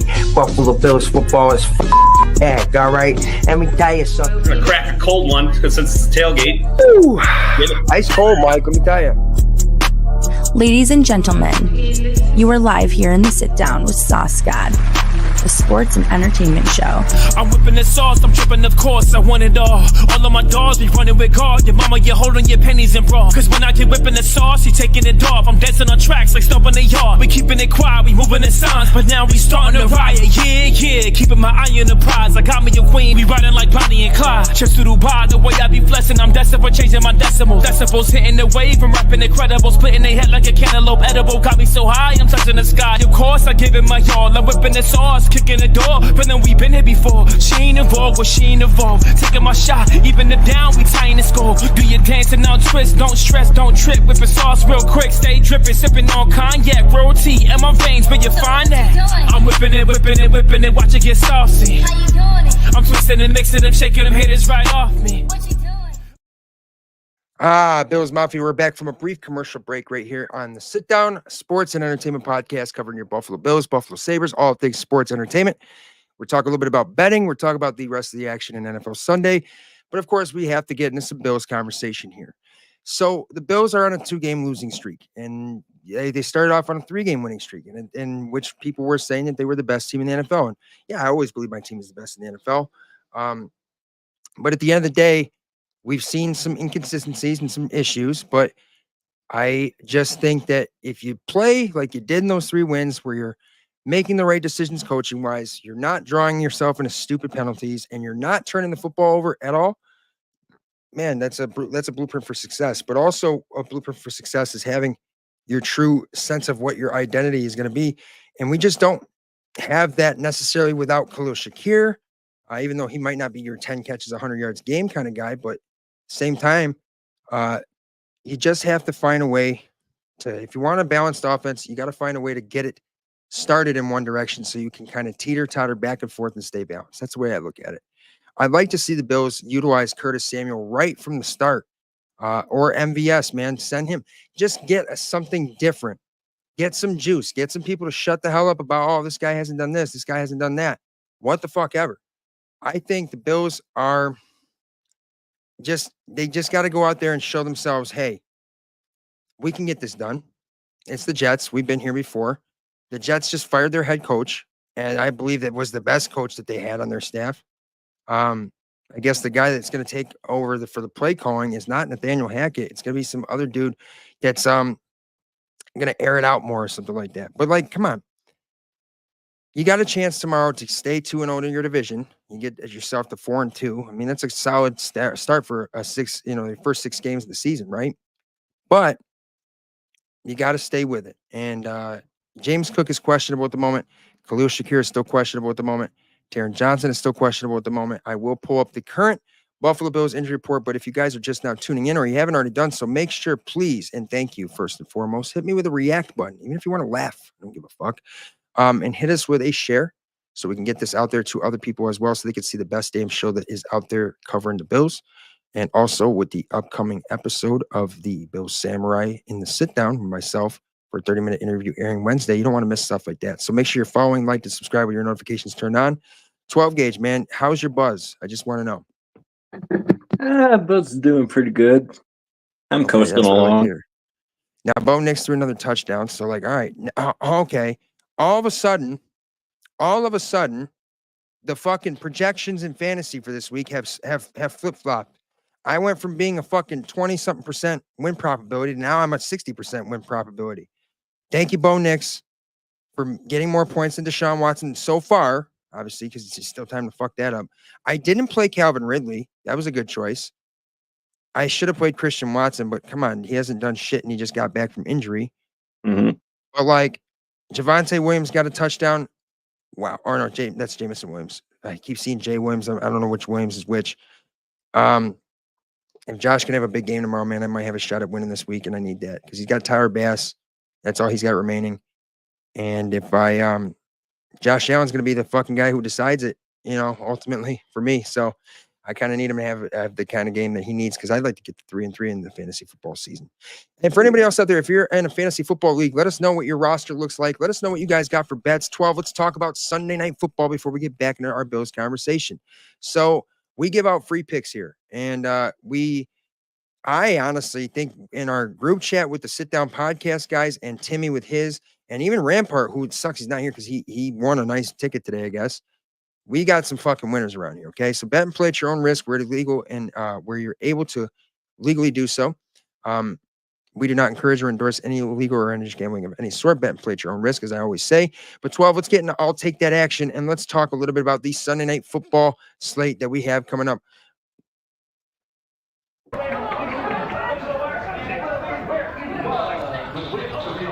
Yeah, hey, guys. Life is too short to bet the under. I don't care if it's 59. I don't care if it's 67. You gotta ride the fucking over. This is fucking ridiculous. We need a fucking touchdown. The stakes are high for these ones, boys. Over-unders, give me points. Man. All right, so here we are in I'll Take That Action, which is a betting segment. And by the way, guys, if you're not sure how you can bet or, if you haven't taken advantage of the free play opportunities that they have on these sports books, but you're in a place where you're able to do so legally and you're of age, message me. I would be more than happy to explain how it works. And if you haven't already taken advantage of the $200 from DraftKings, I think FanDuel right now is $300. Let me know. I'll help you get your guaranteed money. I'm not kidding. I'm not going to charge you nothing. There's no catch to it whatsoever. Okay. You just got to have $5 to fucking deposit and bet with those things. But I'll tell you how you get your guaranteed money. 12. Remember I told you when they had the $300 for all the different ones, FanDuel, DraftKings, and Caesars, I said, if you're smart, you'll take 300 of it, put it on one spread, take 300 and put it on the other so that you're guaranteed to walk away with that winning. Mm-hmm. And people will be like, oh, I don't get it. By the way, here he is, Keita Nakagawa, Bill Samurai. Konnichiwa, my friend. Hi, Anthony. Good morning from Tokyo. It is a great evening here in Western New York, brother. It is great to see you in here. And of course, guys, biggest Bills fan that right now, I think in the world, possibly, that's not named Sauce Goddard 12 gauge, right? He is truly a guy that I honestly have nothing but love and respect for, because that's a guy that said he might be from Tokyo, Japan, but he's got Buffalo blood in him. And I love that. So Keita Nakagawa, Bill Samurai, Bill Superfan from Tokyo, Japan, who actually has helped successfully start the first ever Bills backers bar in the country of Japan. The Tokyo Bills backers bar at the Rising Sun British pub. Yeah, dude, that's awesome. He's awesome. And guys, check out that Facebook page, the Buffalo Bills, the Tokyo Bills backers page, and check this guy out on Facebook as well, man. Nice guy. Graced me with the opportunity to have him sit down with me and talk Bills and his entire experience coming over here to Buffalo for his first experience in America, number one, but also for his first Bills game day experience. And he did it right. Some people just go to the game. You didn't do it right. I'm sorry. Even you don't have to drink at the tailgate. You know what I mean? You have to go and see the tailgate. You got to experience it. That's what got me to love Bills football, the tailgating. The chicken wings. He did that. You know what I mean? He's got some great stories and great answers to the questions I had for him. That airs Wednesday night, 7 p.m. Eastern time on my Facebook Live, but also on the YouTube channel at Buffalo Sauce God. Make sure you're subscribed to that as well. I got a little short out there, 12 gauge. I don't know if you were able to watch it. I put out the short about kind of introducing him a little bit, and then I asked him a question: did he see somebody break a table? And he answered that yes. You guys can find out if he actually broke a table or what he thought of the Maniacs, the Bills Mafia breaking tables. I loved what he had to say. He talked a lot about Pinto Ron and Bills Elvis too, and these guys he's right on the same level as them. I mean, he's just super fan, and that's putting it lightly. Keita Nakagawa, Bill Samurai, right here in the sit down with us. So we're talking now a little bit about the Sunday night football matchup of Cincinnati versus the Giants. The over-under is 45.5. The Bengals are a 3.5-point favorite. Giants are a 176 money line underdog, and there are some props out there as well that I think are very interesting. 12 gauge. Let's start with you, brother. You pick spread. I'll pick you pick the spread. I'll pick the over under. I like the Bengals minus 3.5. It's in Jersey. I think the Bengals they beat the Carolina Panthers. They did so effectively. They have struggled though. The Bengals, they really have. They've struggled, and they lost a tough one to the fucking Ravens last week, dude. I mean, that was one of the best games of the year already, obviously, and could be game of the year, who knows. That's why I'm going to tell you right now, I like the over in this game because I think the Giants are going to score it a little bit today. I think they're going to run the football effectively. I think Danny Jones is not going to have some fucking elite game, but I think Joe Burrow is going to have under 257.5 passing yards. 12. What do you think? Well, yeah, a little dicey out there in New Jersey. I don't know if the rain is going to New Jersey or not, but I too like the under.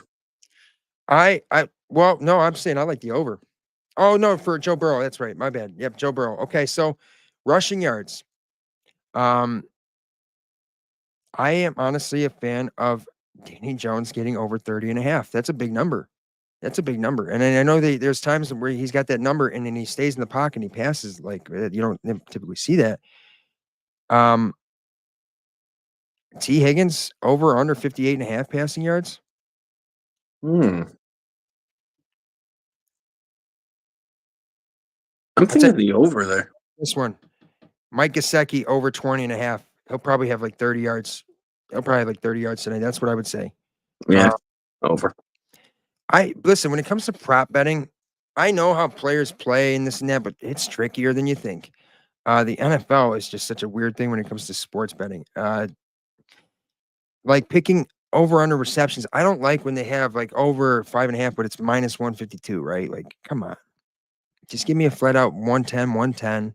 You know, if I alternate it, then obviously you do that. But like, come on, don't get all cute with it. Leaving South Buffalo now for Jersey. Go Bills. Say Chris 716. Appreciate you for stopping in, man. And make sure you tell them fucking Jets fans they don't have a pilot's license, so they can't fly in the restricted zone. There's only one quarterback that's got clearance for takeoff. That's fucking Admiral, General, whatever the fuck you want to call him, Joshua Allen, JA-17. The JA-17 fighter jet. That'd be sick. You know what I mean? If he had a fighter jet. That'd be cool.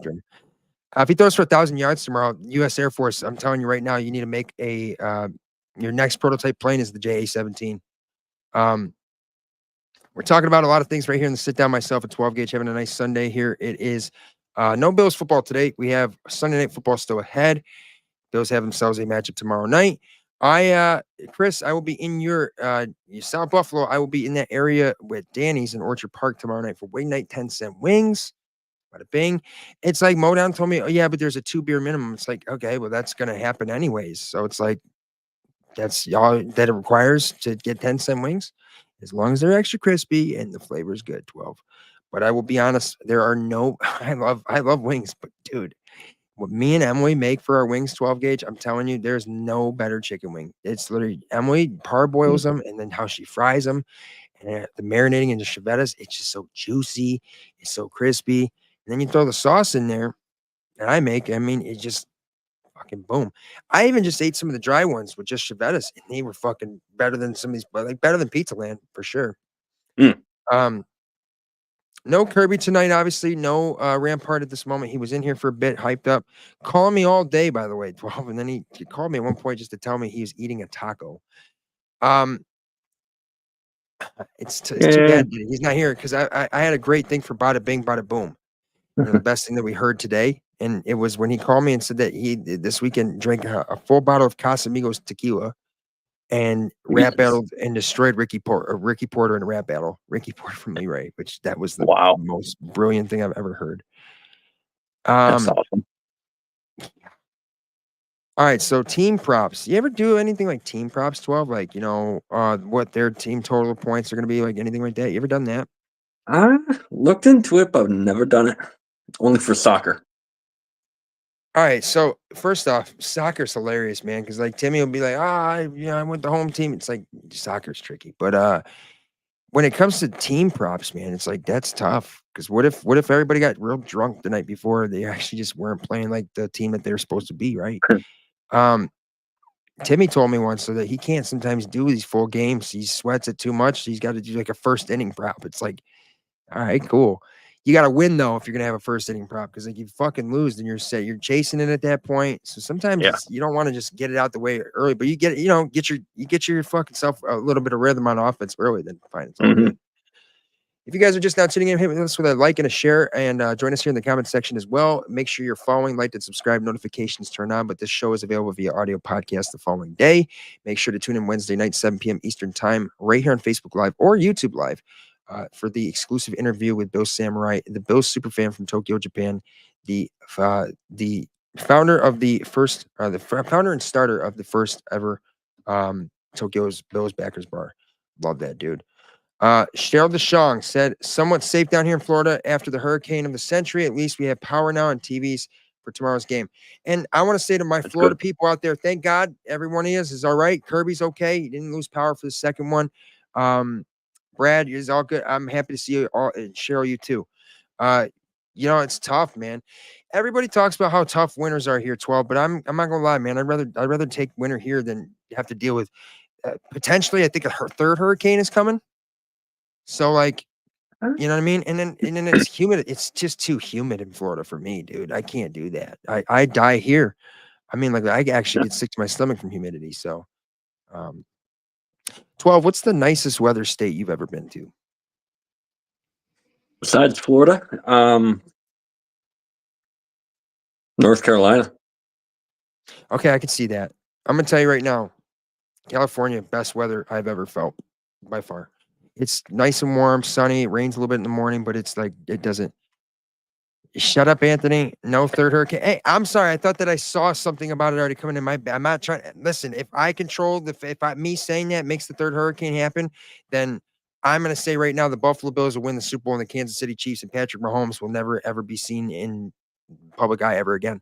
But no, I prayers up for anybody in Florida, guys. Stay safe and be courteous to those around you because you're not the only people down there dealing with that. I've seen some pretty tough, some selfish people down there that are, is it just they don't want to wait in line for stuff, so they're fucking over a bunch of people. It sucks.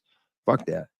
So if you guys are just now tuning in, Sauce Guy with 12 gauge. 12 gauge, ask me something else about this Buffalo Bills and Jets matchup and something that maybe you're worried about. What do you, some just questions? Ask me something, brother. What do you got? No pressure either.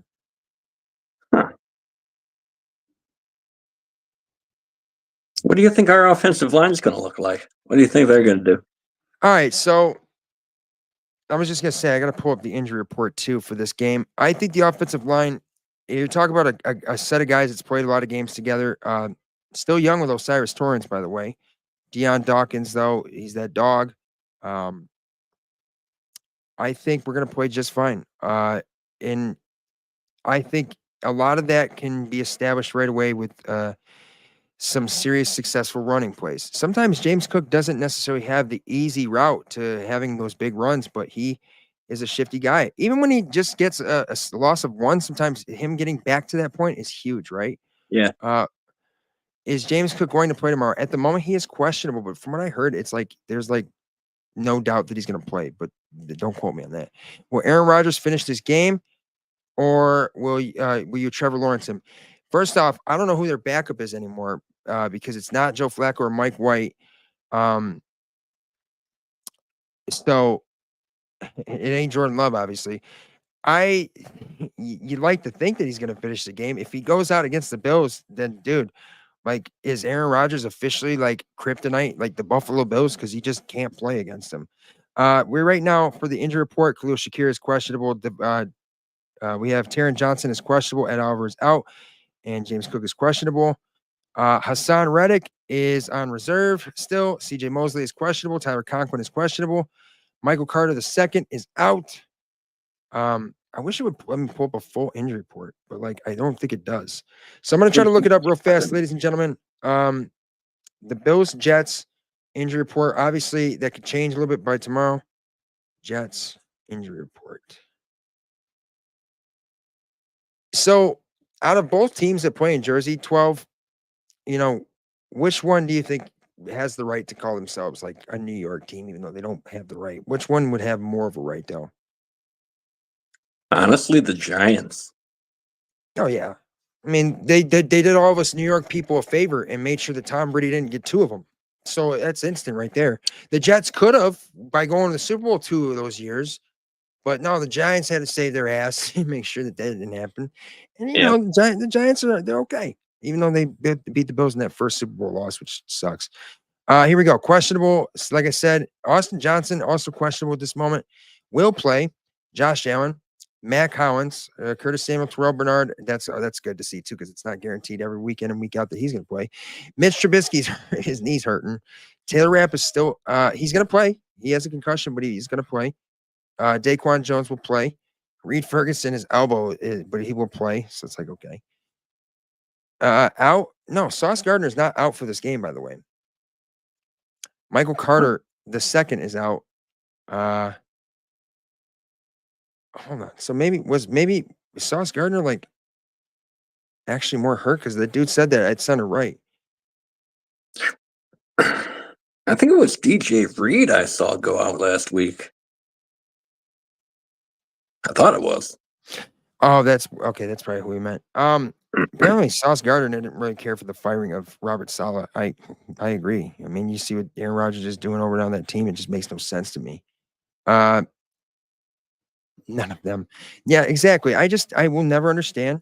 Like it's okay. The DC, Washington Redskins, legit. Yeah, I get that. The DC is like, what is DC? I get that. But like, it's almost like the city of Kansas City being in the state of Missouri. You know what I mean? Yeah. I still I until years ago like had it sometimes like, wait, Kansas City ain't in Kansas, is it? They're not Kansas anymore.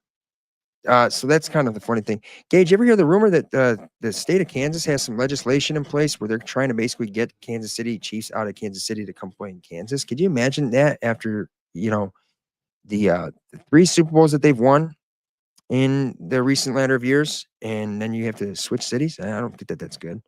It's kind of fucked up. I haven't heard anything about that. Also, Pat Mahomes was at a Yankee game with his buddy Greg Dieter or whatever his name is, and it looked like he was going to get punched in the face there. So, Pat Mahomes, man, you got to chill out over there with all that behind the back passing and shit. 12 Gauge, let's get some instrumentals back on here, and we're going to talk a little bit about the Buffalo Bills game. Offensively, 12, who do you think is going to show up tomorrow for the Buffalo Bills and help them get this thing going? Yeah, what did you want me to play? I didn't hear you. Oh, you don't got to play nothing. I just want to know, who do you think is going to be? Give me 3 guys that are going to step up for the Buffalo Bills offense tomorrow. Dalton Kincaid. We really need him to get back into rhythm. Get him a few touches. Although I'm playing against him in fantasy this week on one of my leagues. But yeah, I'd like to see Dalton Kincaid. Yeah, I tell you what. Let me say Curtis Samuel, James Cook, and Khalil Shakir as long as he plays. And I also don't think it's going to stop with them 3. I think everybody's going to get themselves a little bit to eat, but I think you're going to see some guys step up and make some big plays and kind of assert themselves a little bit more here. For those of you out there just now tuning in, make sure you hit us with a like and a share. Join us in the comment section as well. And if you're not already doing so, like, follow, and subscribe with your notifications turned on so you don't miss the live versions of the sit down Bills pregame tailgate show, or the sit down post game show for all things Buffalo Bills and sports entertainment. It's Sauce God over here with Gage, 12 Gauge, getting saucy as hell. Had himself a nice camping weekend. And don't forget, guys, Wednesday, it's officially here. The exclusive interview with Bill Samurai, the Bills superfan from Tokyo, Japan, who's now been here for 1 regular season game and 1 preseason game. And if the Bills make the Super Bowl, he will be here for that experience. So that's cool stuff. That will be airing live exclusively on my Facebook and YouTube. But if you don't catch it live, you can always watch it afterwards, or just check it out via audio podcasts, wherever you may get your podcasts from, because this is also available via audio podcasts as well. Links are in the description as well. And join us here in the comments. So 12, we've had some good responses from everybody so far. And I want to know what everybody out there is expecting from the Bills offense tomorrow. What do they need to do to kind of get you more believing again? Because I never lose faith in this team, even when they look like they're going to finish AFC as East second place. No, and I've been right about that time in and time out, because you have the best quarterback in the AFC East, in my opinion. And if you have that, that's the one thing you have to have if you're going to have inconsistencies as a team. Defensively, though, we played well. Offensively, I just don't want to see drop passes, damn it. I want to see us taking good chunks of yards and pushing the ball down the field a little bit. I'm not saying you got to go for the home run every time, but we got to push the ball down the field a little bit. You know what I mean? Like, let's get some big, not necessarily long play drives. Get ahead in the game, play defensively, get the ball back, and then you can start to play the fucking controlling the clock. But right now, you got to have some firepower, and I think that's why we're going to unleash the beast of the JA-17 fighter jet tomorrow. We're going to ground the Jets at their home airport in East Rutherford. We are going to win. I agree. We are going to win. And you guys know the final score will be Bills by 1 billion. You can quote me on that. 12, defensively, who is going to have to lead the way for the Bills' defensive charge tomorrow? Our D-line and our linebackers. The front 7 need to create havoc for Aaron Rodgers and everyone up front for the Jets. Mm-hmm. I think you're going to just need significant pressure, because Aaron Rodgers is not that same caliber of mobile quarterback that he once was. He can still move, especially coming off of an Achilles injury. I got to give it to him at his age. He can still move, but creating those pockets where it collapses on him is what you want to see. I think if you could stop their run nice and early, and you don't let Garrett Wilson because Garrett Wilson's had some success against the Bills at times. You don't let them guys get it going. What are they going to really do? Okay. I think This is what the Bills need right now after 2 straight losses and losses, especially like the one last week where we really gave ourselves another chance. We were starting to give ourselves a chance against the Ravens. It just shows you that we're still right there. We have what it takes. Even when we're not playing well, we're still sometimes in position to win. Okay. But let's see some really solid pressure from the guys like AJ Epinesa, Greg Rousseau, and Daquan Jones. Man. And the rookie, too. Carter. I like that kid. Solid. Oh, yeah. And, hey, like I said, Cole Bishop in his first start, you can't ask a lot of that guy when you're going against the firepower of Houston Texans. But after that long touchdown catch and run from Nico Collins, he settled in. And that's asking a lot for a guy that's got to step in. And yeah, it's tough. It's a tough ask.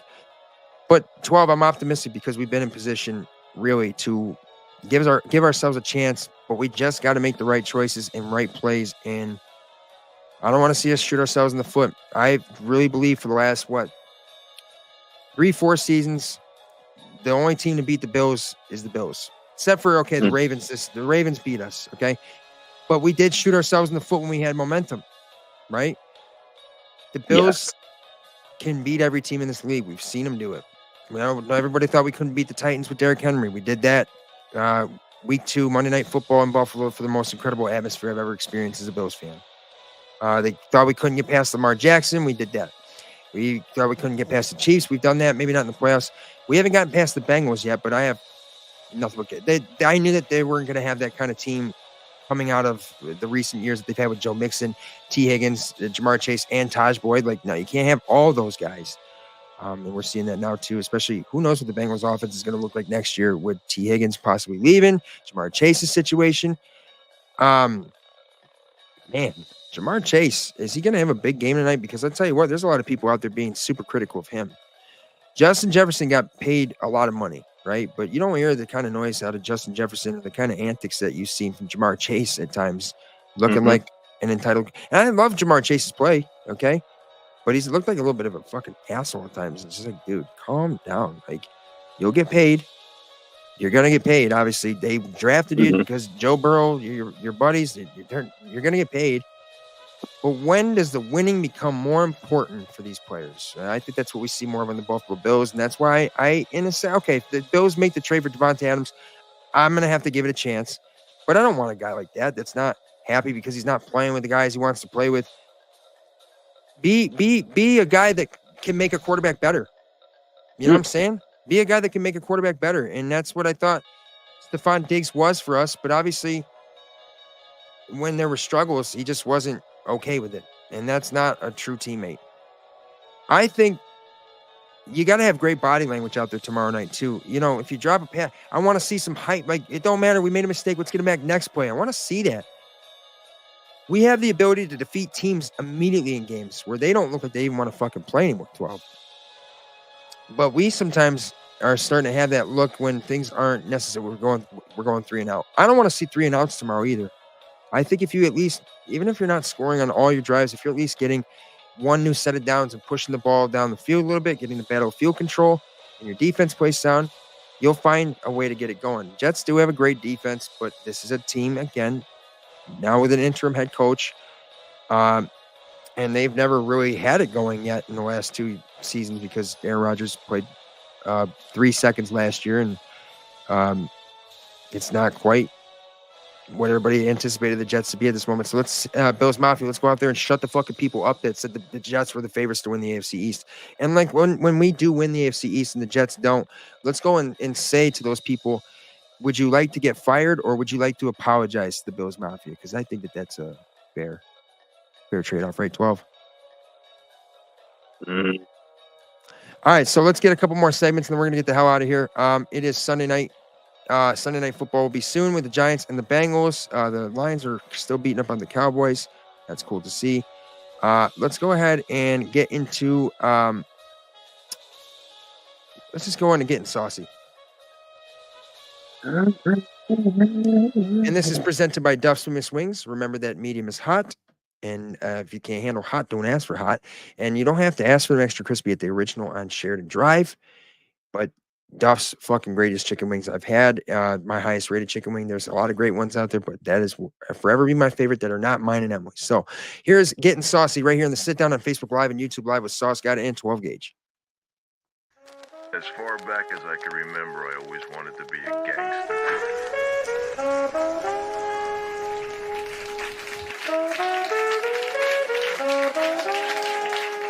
Ice cold, nice, refreshing Labatt Blue on a fierce storm behind J817. It's a cold front, is what that is.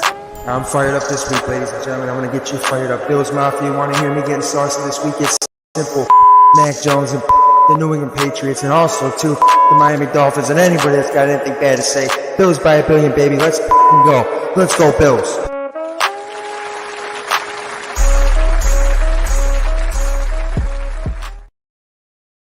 I'm going to tell you, you want to make bets?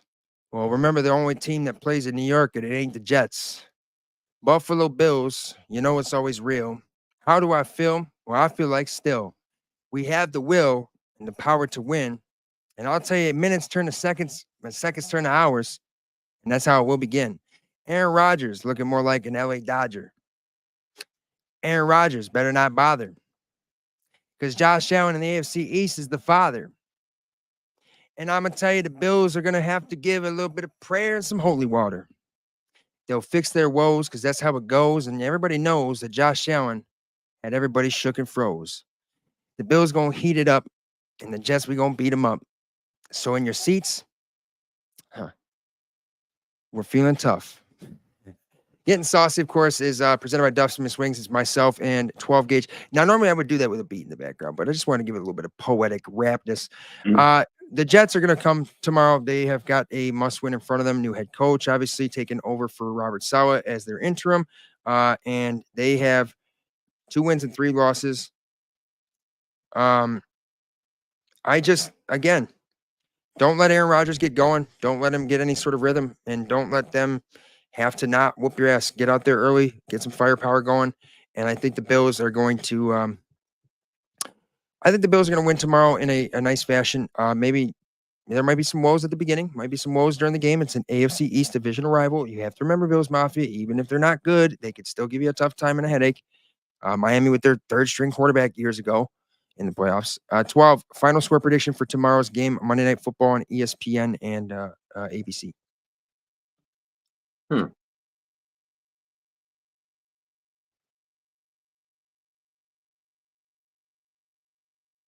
30-17 Buffalo. 30-17 Buffalo. Okay. I like that score. I'm going to stay with that exact score. I think Josh is going to play the game that he needs to play. He might not have 350 yards, might not have 5 touchdowns, but he's going to play efficient football and be elite. And I think we're going to see a little bit of the run game. And somebody's going to play football and be his guy tomorrow, whether it's James Cook, if it's Khalil Shakir, if he's healthy for tomorrow, or Dalton Kincaid. But I also think it's time to dial it up and maybe go to Dawson Knox a little bit, just throwing something different. But then again, it's like we're trying to get Curtis Samuel, or are we really not trying to get Curtis Samuel going? We got to get that guy going. He's got skill. I mean, let's not forget this kid at Ohio State had a game-winning touchdown run against Michigan, big-time rival who was thought to be the better team at that time. I love that. All right, guys, that's going to conclude it for us right here in the sit-down on Facebook and on YouTube. Let's get some background music real fast as we are going to end the show here. I want to say again, thank you to everybody for your likes, your shares, and your comments. And everybody out there, make sure to check out that Facebook reel and my YouTube short, talking a little bit about the preview of the upcoming premiere video of the Bills Samurai, Keita Nakagawa, the Bills superfan from Tokyo, Japan, exclusively here in the sit down with me to talk Bills football, game days in Japan, the Bills Backers Bar in Tokyo, Japan, and his favorite Bills moments and all that kind of stuff, and everything about his experience and journey over here to Buffalo for his first time in America, as well as his first NFL game and Bills game day experience. You don't want to miss that. Great stuff. It's about a 30-minute video. Guys, make sure you check out the event on Facebook, check it out on YouTube, and make sure your notifications turn on so you don't miss it. And as always, make sure you follow, like, and subscribe. Notifications turn on. And if you don't catch the live version of this show, it's available via audio podcast the following day. This has been the Bills pregame tailgate show with myself and 12 Gauge right here. And we had Rampart for a minute, but he must be eating tacos again. I want to say, everybody, again, thank you all for being out there watching. Make sure to tune in with us probably Tuesday, I would assume, for the Bills post-game show after they whoop the Jets on Monday Night Football in East Rutherford, Jersey. And as always, stand tall, bolster up. God bless. Have a great rest of your Sunday evening. Win your bets, win your fantasy matchups. And as always, go Bills. We'll see you next time. Chitros. Bada bing, bada boom.